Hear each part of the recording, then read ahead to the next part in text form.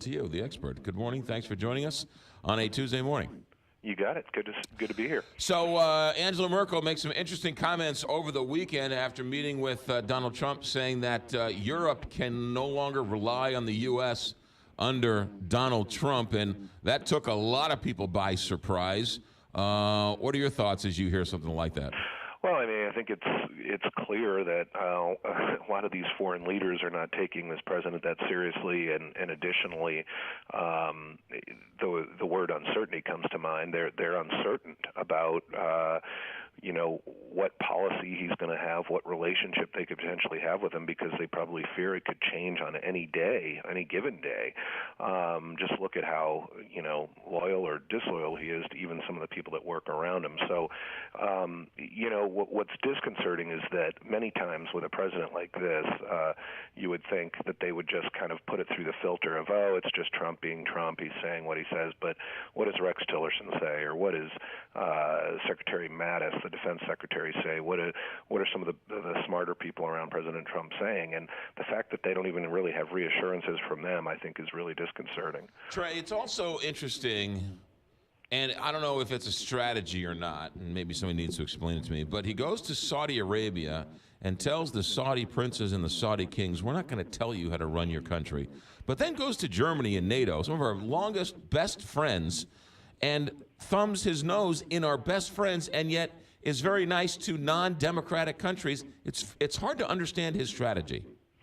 Well, because, again, I think he doesn't know what his own strategy is. I think he wakes up every day or approaches every speech, even though they're now on a teleprompter. I think he approaches each one depending on what mood he's in or maybe what opportunity he's in, almost like he's willing to kind of talk out both sides of his mouth in New York on a real estate deal in order to get results. Now, let's in giving the benefit of the doubt, to your point, maybe this is a strategy. Maybe he knows something we don't know, and you know what? At the end of the day, maybe it's going to work. I mean, results ultimately matter, but I would agree completely that this is certainly the most unorthodox foreign policy I think we've ever seen in our lifetime.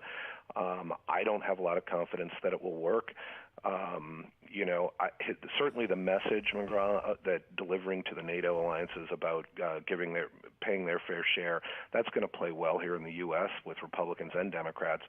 But it's how you interact with those leaders and ultimately the result and the reaction of those leaders that I think may not play well. Well, you bring up a great point. He could have said and given that same message in private, but he gave it publicly. So it's more or less like, does he really want them to pay their fair share, or does he want people to see him standing up and being crass and in your face to our closest allies? Yeah, I mean, and you just nailed it. I mean, what he does publicly, listen, yes, results matter, but setting proper expectations and communicating publicly your intentions and your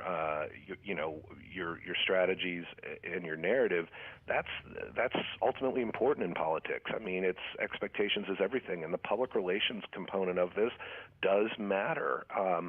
And he just doesn't seem to get that. And I think that, again, some of these folks may put it through the filter and then have conversations with Tillerson or Mattis and the others and maybe feel more reassured. But clearly Angela Merkel doesn't. And, again, that's why I just think you got to trust the good people around you. That's why I think we need to see Mike Pence play a bigger role. Clearly, he has a ton of credibility and is a very serious person. What do you make of this new report that Jared Kushner wanted to open up some type of back-channel communication with the Kremlin? Well, I see it in two ways, McGraw. One, Jared Kushner, one, that we've had back channels with nations, whether they're allies or adversaries, for decades. So let's first, everyone needs to acknowledge and recognize that. But two, why is Jared Kushner the one doing it? Well, would it surprise anyone if after Donald Trump got elected and he's starting to think of his transition, he says to his son-in-law, hey, Jared, yeah, you've done some work with the Russians on business deals and whatnot. Before I get inaugurated, why don't you go ahead and start reaching out to some of your friends over there, because I have promised the American people in the campaign that I would have a better relationship with Russia, one that could ultimately end up being successful in fighting ISIS and things like that. Well, maybe that's well intentioned, but to have your son-in-law, who has not been cleared yet with any security clearance and is not even an official member of the administration yet, do that, I think is suspect and at least is bad judgment, even if it isn't well intended. But that's why this investigation is important, and we need to learn exactly what was the nature of these discussions. Our favorite chat, my part of our chat every week, my favorite part is your inside info to the White House. We're hearing all sorts of shakeups, staff shakeups, and everything else. What are you hearing? Yep, the communications director was let go this morning, Mike Dubke. This was someone that came on literally just like 2 months ago, and now he's already gone. I'm hearing that Spicer and Reince Priebus are going to get significantly diminished roles. There's even been some discussions, and it's been reported, but also I've heard that Trump's way of maybe dealing with Priebus is to give him like an ambassadorship to Greece, which is important to him. So there is going to be a shakeup. The problem is that Trump is bringing back people that he had already fired that are people that'll just be yes men to him, like Cory Lewandowski and others. That shows he's really ready to be in the bunker, and he wants those people, even that people do not like or don't even respect, in that bunker with him. Cory Lewandowski, they say, doesn't try and keep the peace. He tries to start the fight. Oh, yes, no question about it. I mean, this is a guy that I've known of for years, back when we worked on Capitol Hill together, and he's just I don't think he had one friend in this town. That's why I think at a time when Trump ran and no one wanted to work for him, I mean, he was one of the only ones that did it. And now, to his credit, I mean, they built something, but obviously he was pushed out and fired at some point because things weren't working. But I'm not sure that I would give him the credit for Donald Trump's victory in November. So what you're saying is tighten your seatbelt.